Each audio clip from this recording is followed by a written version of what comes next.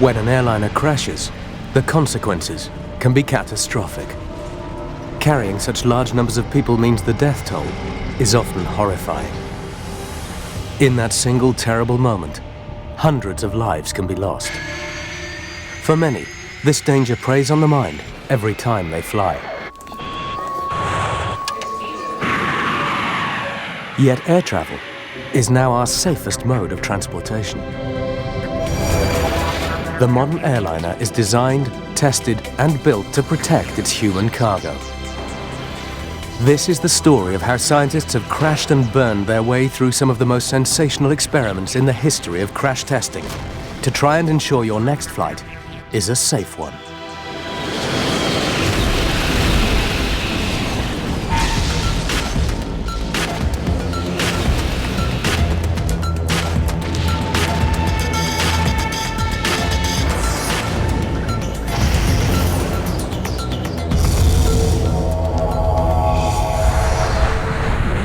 Flying has become a part of everyday life. 1.5 billion people travel by plane every year. To meet this demand, designers and engineers are building a new generation of bigger, better airplanes, capable of flying more people than ever before. At Airbus Industries, they've just built the largest passenger plane, the Airbus A380, capable of flying a maximum of 850 passengers. Inside, there's room for 10 squash courts. The fuel capacity is equivalent to 21 road tankers, and the takeoff weight is 560 tons, heavier than a 10-car passenger train. Impressive specifications, and at the heart of the design of this titan of the skies is an unshakable commitment to safety. We have an obligation to make sure that we've done everything possible to design, to manufacture, and to support in operations the safest aircraft possible. Today's planes are safer thanks to decades of work in the field of crash science. Over the years, pioneers in engineering and safety innovation have crashed millions of dollars worth of aircraft. And they've even experimented on themselves to find new ways to save life. Each step along the way, their results have been fed into the design and construction of newer, safer aircraft.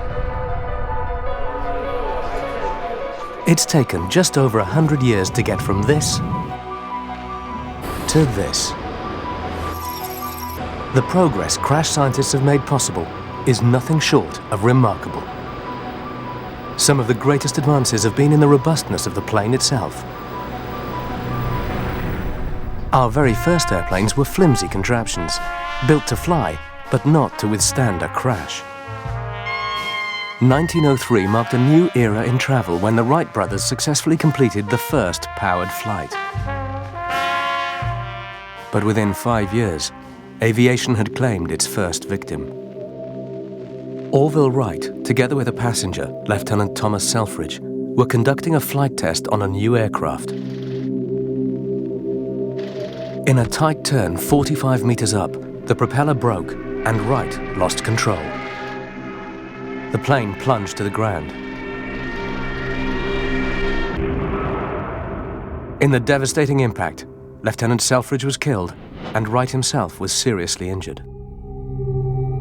It was a tragic illustration of how early aircraft offered frighteningly little protection in an accident. Stunts at the time revealed the effect of vertical impact on an early plane. Even a short fall is utterly devastating. The wooden structure simply folds in on itself as the plane hits the ground. In this case, the occupant walks away alive, but few air crash victims were this lucky. The early days of commercial air travel had a poor safety record. The same accident rate today, with so many more people flying, would put fatal crashes in the thousands. Watch out! Get out of there! She's ablaze! A funeral pyre fed by 1,000 gallons of gas. But safety has improved so much that on a commercial flight today, you stand only a 1 in 2.5 million chance of being being in a fatal crash. Despite the superb safety record of the modern airliner, most passengers would still admit to a leap of faith by trusting a cigar-shaped tube with wings to keep them in the air. Crucial to all safe flight is the aerodynamic performance of the aircraft, as aeronautics expert Professor Jeff Jupp explains. The modern jet transport aircraft, of course, is a very large aircraft, a very heavy object, which has got to be got into the air and stay there. The wings are specially curved so that the air speeds up above the wing and, relatively speaking, slow down below the wing. There's a fundamental law in aerodynamics that as air speeds up, its pressure falls, its pressure is reduced, or equivalently, as it slows down, its pressure is increased. So what we have is a reduction of pressure above the wing, an increase of pressure below the wing, and that pressure difference provides the lift that keeps the aircraft in the air. You can feel it, actually, if you were just to hold your hand at an angle in a strong wind, and you'll be able to feel the forces actually lifting your hand, which is equivalent to the way a wing lifts. The modern airliner is extremely aerodynamic, but its design has been shaped by bitter lessons learned from the failures of the past. In 1953, the de Havilland Comet, the world's first commercial jet airliner, crashed during a routine flight. Shortly after takeoff from Calcutta, India, all contact with the plane was lost. Investigations concluded that it disintegrated in mid-air. 8 months later, the same thing happened again, soon after a departure from Rome. De Havilland realized they had a serious problem on their hands. But with the plane in hundreds of pieces and not a single survivor from either crash, they struggled to understand what had happened to the aircraft in its final moments. With no obvious explanation for why the plane had disintegrated, crash scientists turned to the basic laws of physics for help. To test the effects of pressure changes on a plane fuselage, they immediately put the Comet into a rigorous testing program. Submerging the fuselage in a giant tank of water, they recreated the pressure changes planes experienced during high-altitude flight to examine the effects on the structure. But even after extensive testing, there were no signs that pressurization was having any structural impact, and the Comet returned to service. Meanwhile, around-the-clock pressure testing continued. But just over 2 weeks later, disaster struck again. On the 8th of April 1954, another Comet aircraft broke up in mid-air shortly after takeoff. The wreckage plunging into the sea near the Italian island of Stromboli. No one survived. All Comets were immediately grounded, and crash scientists stepped up their efforts to solve the mystery. What followed has been called one of the most remarkable pieces of scientific detective work ever done. With the wreckage of the latest crash too deep to recover, scientists concentrated on evidence from the earlier crashes, subjecting it to detailed examination. Amongst the debris, scientists found a section of fuselage that bore the telltale signs of metal fatigue. It was a shocking discovery in an aircraft that was barely 2 years old. And the worst was yet to come. The aircraft that was still undergoing pressure tests ruptured, a 2-meter split appearing in its fuselage. At 9,000 meters, a rupture this big would have spelt disaster for an aircraft and its occupants. Professor Jeff Jupp explains how the disaster unfolded. So for the aircraft to fly economically, it must climb to a very high altitude, typically 35,000 feet. And at that altitude, the pressure outside the aircraft is very low, far too low for the livelihood of the passengers. So inside the aircraft, inside the fuselage, the cabin pressure is kept such that the equivalent altitude that the passengers feel is either 8,000 feet or below. At high altitude, the difference in air pressure between outside and inside the fuselage creates enormous pressure forces on the plane itself. The pressure inside the fuselage is of the order of 3 times the pressure outside, and every square foot of fuselage is carrying a load of approaching half a ton. Every time the plane takes to the air, these repeated stresses take their toll. As the aircraft climbs, the pressure differential increases and the fuselage shell actually does expand. Then as it descends, then the pressure differential disappears once more and the fuselage contracts. So at every flight, the fuselage is expanding, contracting, rather like the skin of a balloon. And if a crack were to form, which would cause the fuselage to break, well, we all know what happens when you burst a balloon.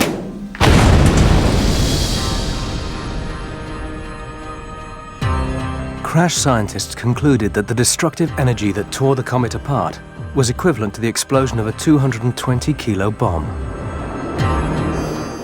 And it all started with a tiny crack at the corner of a window. The problem was, the corners of the square windows were weak points, and repeated pressure changes put them under immense stress. And the smallest tear could be all it took to destroy an entire aircraft. The solution was a simple design change, to turn the square windows into round ones. The Comet airliner was later redesigned and flew successfully. Crash science learned an important lesson, and commercial airliners today all have rounded windows. And another crucial lesson emerged from this episode in aviation history: the value of rigorous testing. The Comet's fatal design flaw was only discovered after 9,000 simulated flying hours. The testing of today's planes may be more high-tech, but the basic idea is still the same. Crash scientists recreate flight cycle after flight cycle to test a design to its absolute limit. At Airbus, the A380 testing regime took 2 years. Sections of the aircraft were put through 47,000 separate flight cycles, monitored by 6,000 sensors, as over 1,800 tons of steel test rig applied repeated pressure loads. The result is an incredibly robust structure made up of the latest fatigue-resistant materials. The most revolutionary of these is Glare, a glass and aluminium reinforced laminate, which is used in the upper fuselage of the aircraft. Alternating layers of aluminium and reinforced glass fiber make it especially resistant to corrosion and fatigue, making the aircraft fuselage strong and durable. But keeping the fuselage intact is only one element of safe flight. Just as crucial are the engines that power it. It is a triumph of highly durable and efficient engineering that gets 560 tons of Super Jumbo off the ground and maintains the safety of everyone on board. Surprisingly, the closer you are to the ground, the more important it is that your engines are working properly. Most air accidents take place during takeoff and landing. Now checks on the SIG base mask gain number 2. If a plane experiences an engine problem at high altitude, pilots often have time to diagnose the problem and take corrective action. But if an engine problem occurs during takeoff or landing, there is less time for correcting the problem. January 1982. In freezing weather conditions, a Florida-bound 737 jet takes off from the Washington National Airport in the United States. Within 30 seconds, the plane is in serious trouble, struggling to gain enough altitude. It fails, crashes into the 14th Street Bridge and the freezing Potomac River below. Despite heroic rescue attempts by the emergency services, all but 5 of the 79 people on board were killed. The official crash investigation attributed the disaster to pilot error. But their failure to get Florida Palm 90 into flight was due in part to the bad weather and the effect it had on the plane's engines. Vital sensors gave an incorrect reading of the engine power because ice had frozen onto them. As a consequence, the pilots never gave the engines full throttle, and the plane fell out of the sky. This disaster underlined the critical role the engine plays on takeoff. Manufacturers have turned to crash scientists to put the jet engine through extraordinary levels of testing. Rolls-Royce is one of the biggest manufacturers of jet engines in the world today.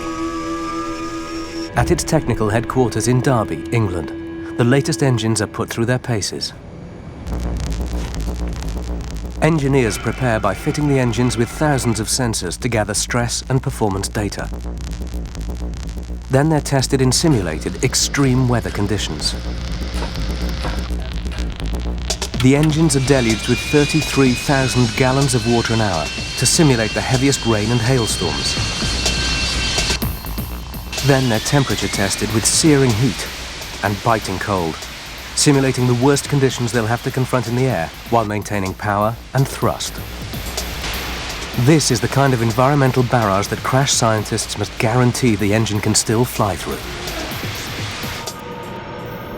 But there's an even greater hazard faced by jet engines in flight.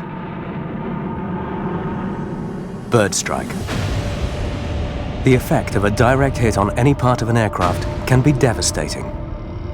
The cabin, wings, and control surfaces can all be severely damaged by feathers and hollow bones, leading to loss of control or engine power. The first part of an engine in the line of fire are its fan blades. These work just like regular propellers, turning at high speed to drive the plane forward, so it's crucial they stay intact. This gelatin mold, the same weight and density as an 8-pound bird, is fired at a single spinning fan blade, which mustn't break. Everything from single strikes to an entire flock are aimed at various parts of the engine fan. Critical performance data from these strike tests has been fed into the design of the latest Rolls-Royce engine technology, the Trent Wide Chord Fan Blade. These blades are designed to stay intact and keep working even in the event of a direct hit. But crash scientists still have to test to see what will happen in the unlikely event of a blade actually breaking off. In this test, a controlled explosion intentionally shears off a single blade. The sudden release of energy within the engine is enough to throw a medium-sized car 30 meters through the air. And it's absorbed in the form of harmless vibration through the outer casing. Such research has ensured that jet engines have developed an extraordinary level of reliability. Tough and durable, the jet engine is also remarkably simple. Professor Jupp again. Well, it's almost two engines in one in a way, because first of all, the air is drawn in through the front of the intake to a large fan, which is really a propeller.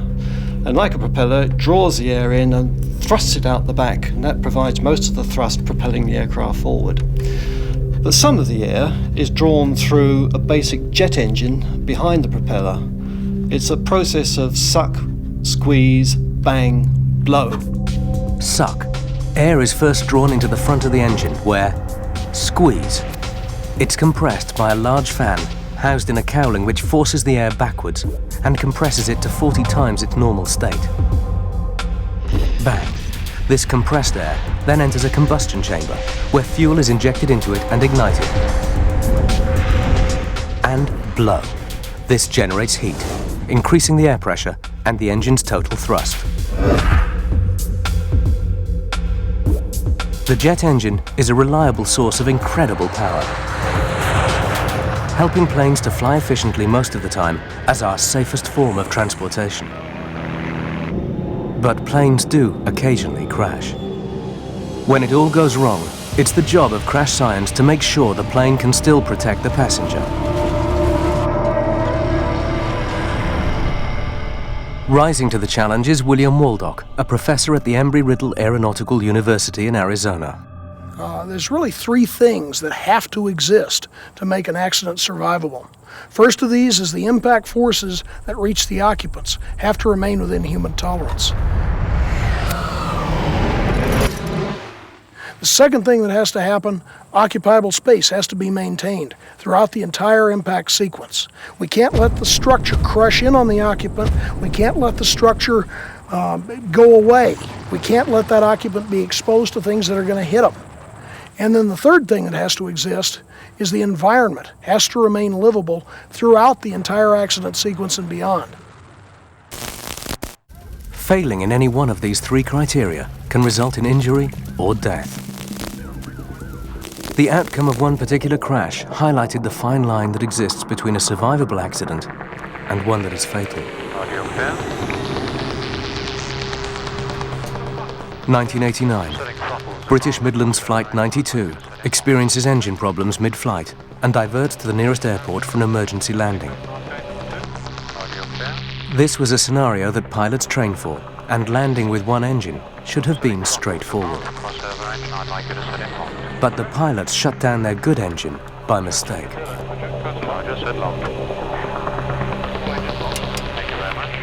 Without the altitude and time to take corrective action, they'd gone from an emergency to a disaster. Struggling to land what was now a 60-ton glider, they fail and hit an embankment alongside a busy road at nearly 200 kilometers an hour. With no fire breaking out after the crash, impact alone killed 47 of the 126 passengers and crew on board. So why does the force of impact cause such high casualties? Again, investigators turn to science for an answer. The energy acting on the body during an impact is called G-force. In everyday life, we only experience one G, the normal pull of gravity on the body. In an air crash, G-forces multiply, and this can be extremely dangerous. As greater G-force is applied to the body, its weight increases and internal organs experience greater pressure. But how much G-force can the human body take and survive? In assessing the human tolerance to sudden impact, crash scientists conducted remarkable and dangerous experiments. In the early 1950s, an Air Force doctor named Colonel John Stapp found himself on the fast track to becoming a leading pioneer in the science of human impact survival. Valuable data that is still used by crash scientists today. At the Holloman Air Force Base in New Mexico, John Stapp completed 29 rocket-powered sled deceleration experiments. The plan was to strap him in tight, accelerate him to high speed, and then bring him to a sudden stop to test the effects of sudden high-speed deceleration on the human body. It was a high-risk experiment, and no one knew if Stapp would survive. Fire! Riding a sled called Sonic Wind, which generated about 50,000 pounds of thrust, he hurtled down a 1.5-kilometer rail track, accelerating from 0 to 1,000 kilometers an hour in just 5 seconds. A water break stopped him in his tracks in less than 2 seconds. The severe jolt was like that felt by a driver crashing into a brick wall at nearly 200 kilometers an hour. He experienced a phenomenal force of 40 Gs, more than anything scientists thought humans could survive.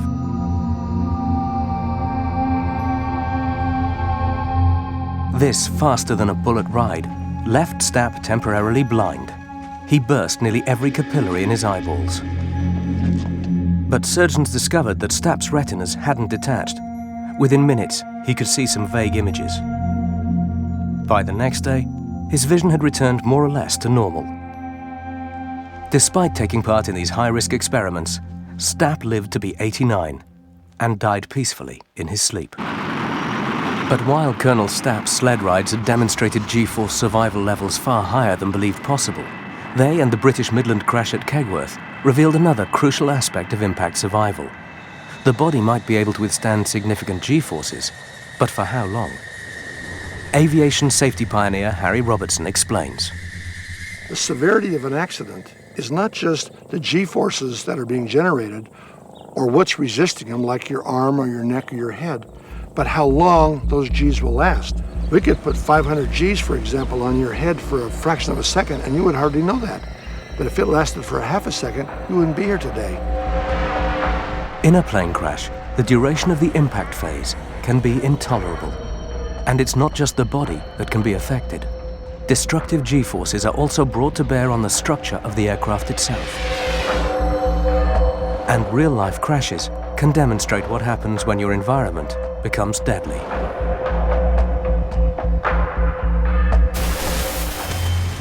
In the case of the British Midland disaster at Kegworth, it was not the force of sudden deceleration that caused such high casualties, but the effect it had on the passenger space within the aircraft. Professor Angus Wallace was one of the surgeons who operated on the survivors. He noticed a significant number of injuries to the legs, arms, and heads caused by impact with the plane's interior fittings. It seems not only had the seating come away from the floor, but overhead lockers had also torn loose. Under the effect of G-force, these had turned into lethal projectiles. Experts believe that more people would have survived the crash at Kegworth had the interior fittings been more secure.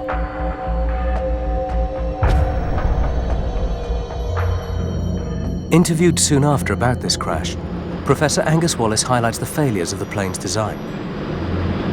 We have seen during the last 2 years a number of survivable air crashes, and it is clearly time for aircraft manufacturers to devote a little bit more time and thought to protecting the occupants if a crash were to occur. One particular weak point was the seating. Valuable lessons were learned as a result of this crash. The latest aircraft are fitted with seats that can withstand a force of 16 Gs, as compared to the previous designs, which could only take 9. This means the chances of survival are improved if the cabin interior can withstand at least the same amount of G-force as the human body. However, as the structural integrity of planes improved, it soon became clear to scientists that there was a bigger killer at work in plane crashes. On average, flames, smoke, and toxic fumes were killing 3 out of every 4 people who had survived impact. Crash science was about to tackle this terrifying phenomenon. January 1974. A Boeing 707 with 101 passengers on board crashes while making a scheduled stop on the island of Pago Pago, part of American Samoa in the South Pacific. The night approach to the island runway with heavy winds and a brewing storm was a difficult one. This time, it ended in tragedy. Hitting the trees a kilometer short of the runway, the plane cut through the jungle vegetation for over 300 meters until it finally came to rest. All but 4 of those on board died. But this was a tragedy with a shocking twist. Investigators revealed that of the 101 passengers on board, all 97 who'd perished died not on impact, but as a result of the ensuing fire. The lethal problem of post-crash fire has plagued crash science since the early days of flight.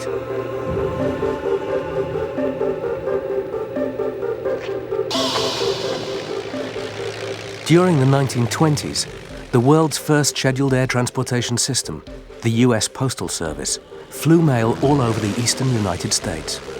It was an extremely dangerous job, with 1 in 6 pilots killed in crashes, predominantly by fire.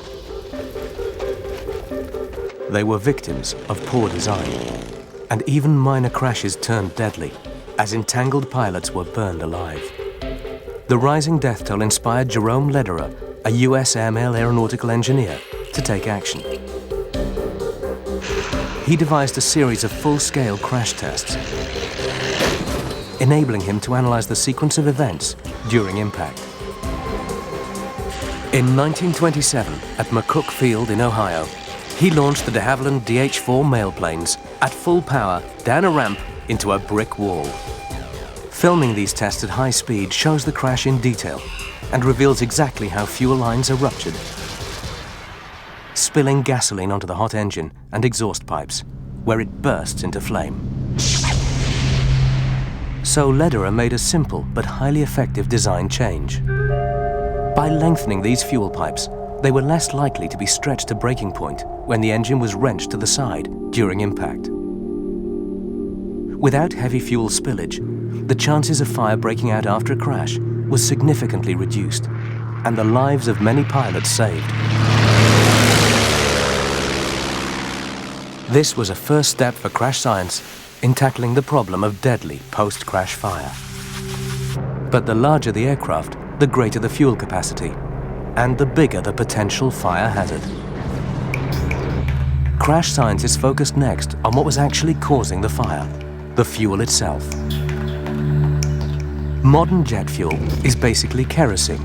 If it's contained inside the fuel tanks of an airplane, it's stable and won't easily ignite. But in the event of a crash, when the fuel is likely to spill, it's a different story. The danger is the spilled fuel will vaporize or mist if the tanks are ruptured on impact. Because the plane is still in motion, fuel particles spilling from any hole in the tank will mix with oxygen in the outside air, making them highly volatile. This deadly mist of fuel can turn the whole area into a fireball. Ignition can be sparked in just 0.6 of a second after impact. Everything from hot engine flames, light bulb filaments, friction sparks from metal sliding on the ground, and electric arcs can ignite the vapors. Once the fireball erupts, it can spread rapidly through this mist of fuel at rates exceeding 15 meters per second.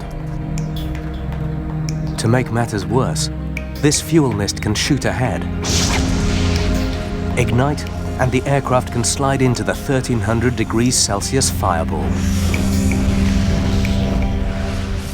One of crash science's pioneers in analyzing the cause of these fires is Harry Robertson. He planned to find out what could be done to prevent this horrifying phenomenon. Together with his crash science team, they acquired a number of aircraft from civilian airlines and the US military, spending many hours getting them ready for the tests. At the Deer Valley Airport in Arizona, they set about a series of dramatic experiments. During our test program, we crashed a DC-7 and we crashed a 1649 Super Constellation, two major airline aircraft. First, a gripper linked the nose of the plane to a 1,200-meter-long monorail to ensure the test aircraft stayed on track. And under its own power, it would go down that rail system until it got to what we call the target area. Here, rigid cement barriers would rip away the undercarriage. Next, the propeller blades were sheared off by upright railroad tracks, and the wings were torn open by telegraph poles. Let loose, these rogue blades could tear into fuel lines or sections of the wing where the fuel tanks were located. Their path was uncontrollable. In some cases, the blades went through the fuselage, where people were sitting or where cargo was or where fuel lines were. It'd go all over the place. You weren't sure where they were going to go. Filming the test at high speed, between 250 and 1,000 frames per second, revealed every detail of the crash. Robertson and his team designed these tests to simulate the typical impact event during survivable takeoff and landing accidents, when fuel fires were the greatest hazard to passengers. Harry Robertson's experiments focused on ways to reduce this danger. One of the approaches that has been used to try to reduce the fire hazard threat has been to figure out a way to get the fuel that will not burn. Or if it does burn in an accident, it doesn't burn very violently. The team developed a theory. By changing the consistency of the fuel, making it thicker, it would be less likely to spill so rapidly from a ruptured tank. What would that fuel do in an accident? Would it stay in chunks and cut down misting, which is a real big problem in fires, for example? Or would it spill at a slower rate? The team used dyed water instead of fuel because they wanted to see clearly how the liquid spilled and dispersed. A fireball could obscure their view and destroy the evidence. The team filled the inboard left and right wing tanks with a thicker, viscous water colored red and yellow to simulate a thicker consistency fuel. The remaining 2 tanks contained ordinary water, a different color for each tank, to see how badly they were ruptured on impact. As the plane hits, the left wing is twisted up and breaks, releasing large quantities of blue water from its tanks. As the engines are wrenched and the propeller blades sheared off, feed lines which carry the fuel from the tanks are torn apart and the fuel ignites.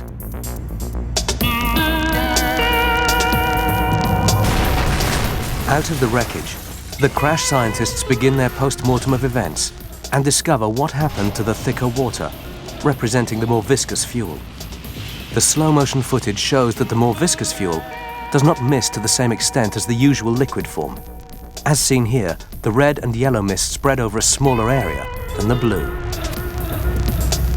But the success of the fuel's anti-misting properties was short-lived. On closer inspection, it appears the viscous liquid creates a different but equally horrific danger. It can spatter in small enough chunks that stick to surfaces, which, if hot enough, can ignite. These early, thicker fuels were clearly no solution. But they inspired Harry and the team to come up with a different approach to the same problem. If they couldn't stop the fuel from burning, they'd have to try and stop it from spilling.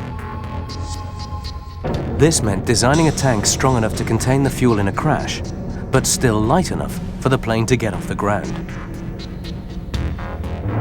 The solution was a tough tank, a cut and tear-resistant bladder formed by a flexible bag. Unlike the rigid tanks, however, they could withstand greater impact force for longer by flexing and deforming, rather than rupturing under sudden violent pressure and distortion. The crash scientists set up another crash test, with an aircraft containing 2 different kinds of tanks. One was the traditional rigid casing, built into the wing. The other was the bladder design. Sending the aircraft on the same collision course as before, they wait apprehensively for impact. The result is not what they'd hoped for. Both types of tanks rupture, and once again fuel and oil lines give way, and a fireball erupts. This plane doesn't even have full fuel tanks. In fact, just enough to run the test.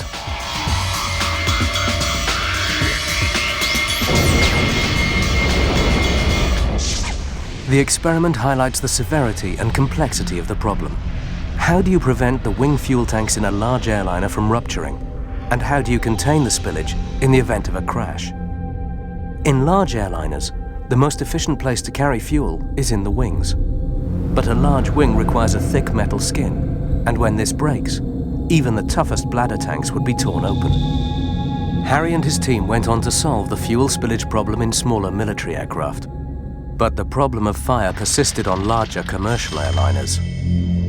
In 1985, one particular disaster highlighted the urgent need for a new approach. In Manchester, England, a plane carrying 131 holiday travelers caught fire just before takeoff. Firefighters were on the scene within minutes, but still 55 passengers died. Helen Muir, director of the Cranfield Institute for Safety in England, was determined to find out why so many people died.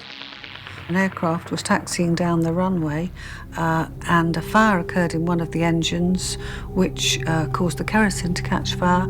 Within 2 minutes, the smoke was in the cabin and the conditions within the cabin were non-survivable. Tests following the Manchester disaster showed the full horror of what passengers faced.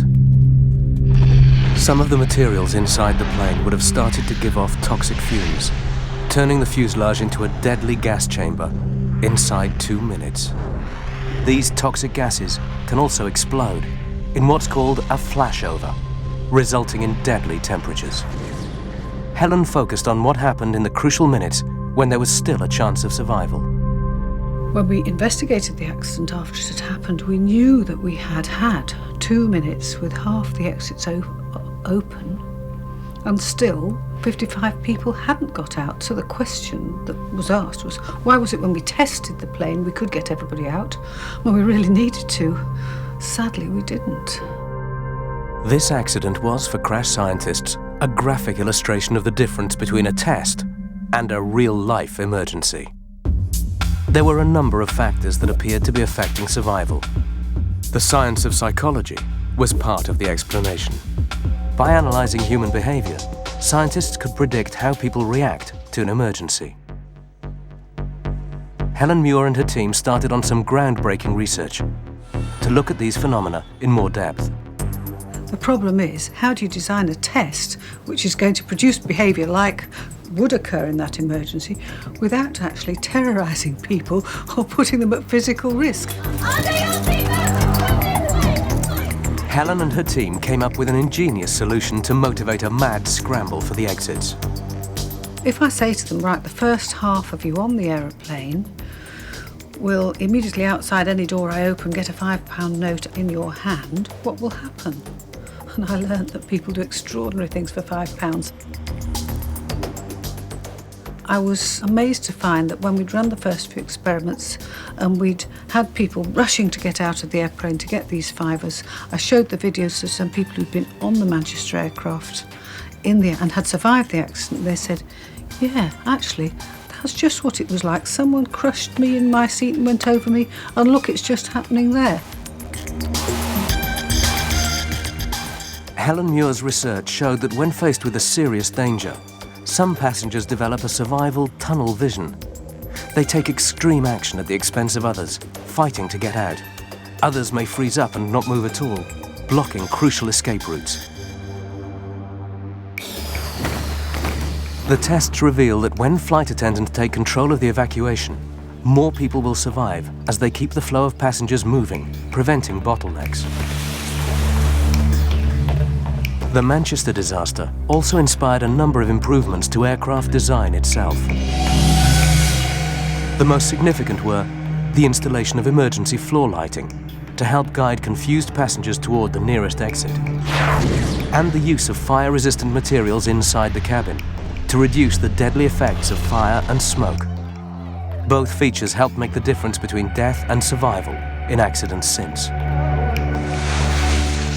The recent accident at Toronto has to some extent shown that a lot of the work which we've been doing in the past 2 decades is starting to be successful, because in that accident, the aircraft crash landed and the frame broke up, but there was a fire, and in that situation, all of the passengers and crew did survive. I think one of the things that impresses me about the aviation industry is whereas they compete fiercely on new products and price, there's a general understanding within aviation that we don't compete on safety. Meanwhile, attempts to find a less flammable fuel continued, leading to the most spectacular crash test ever staged. In America, the Federal Aviation Authority and NASA set up a test site at Edwards Air Force Base in California. The plan, to crash a Boeing 720 with a payload of 73 crash test dummies and 34,000 litres of fuel on board. The primary objective was to test how this fuel, with a new additive called FM9, designed to suppress fire, would perform in a crash. In front of a large crowd of news reporters, the plane takes off and climbs to an altitude of just over 600 meters. Directed by remote control, a path is set for the aircraft to land on a specially prepared runway. Awaiting the Boeing 720 are a number of obstructions designed to tear into the wings at specific points and release the fuel load. As the plane comes in to land, the plan begins to go wrong. It drifts slightly off course. At an altitude of just 45 meters, scientists make a last-minute attempt to get the plane back onto their predetermined line of approach. But it's too late.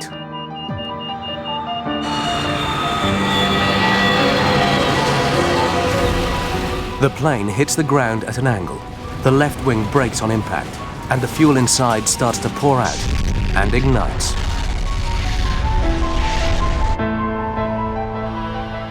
the anti-misting fuel fails to perform as expected, turning the plane into a fireball and engulfing the fuselage. Though unplanned, the crash itself was far more realistic than intended. Few, if any, planes actually crash with their wings level. The real tragedy of this crash impact demonstration was the shattered hope of finding a crash-resistant fuel for the commercial airline industry.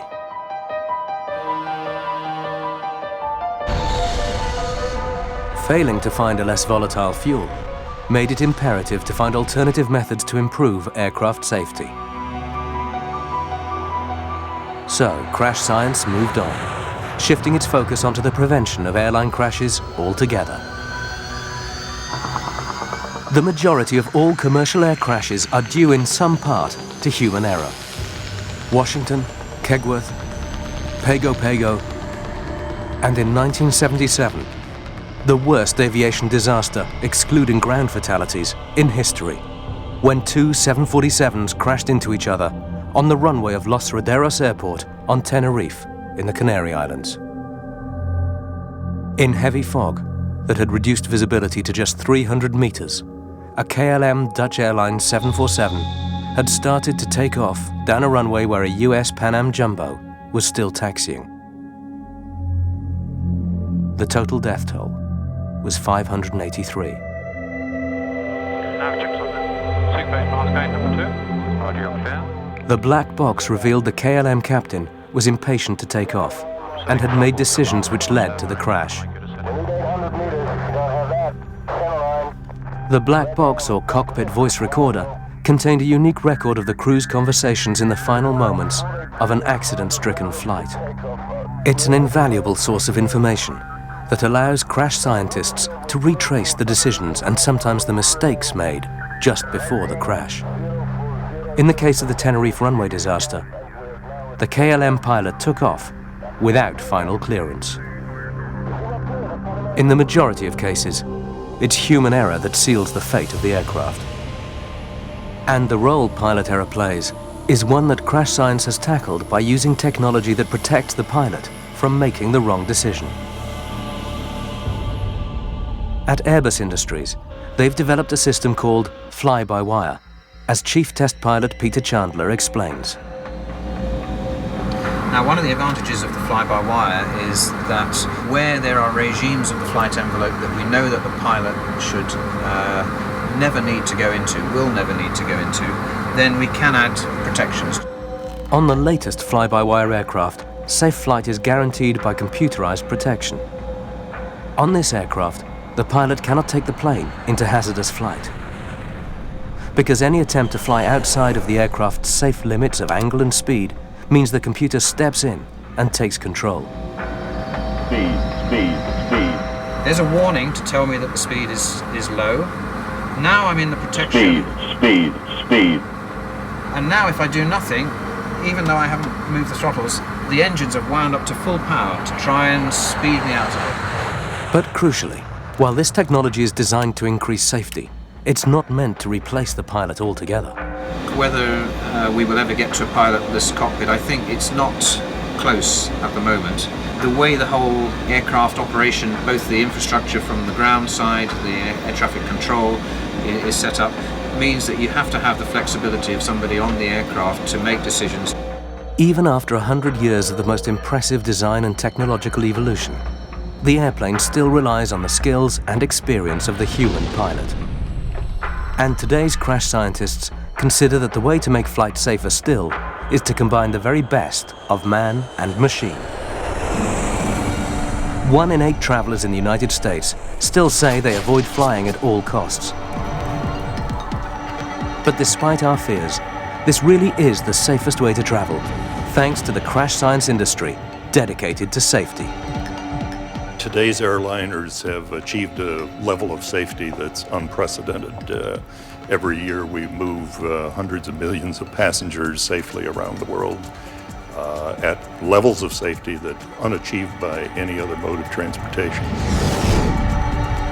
Today's planes are modern scientific marvels, which make it possible for more and more people to do what man was never meant to do: to fly.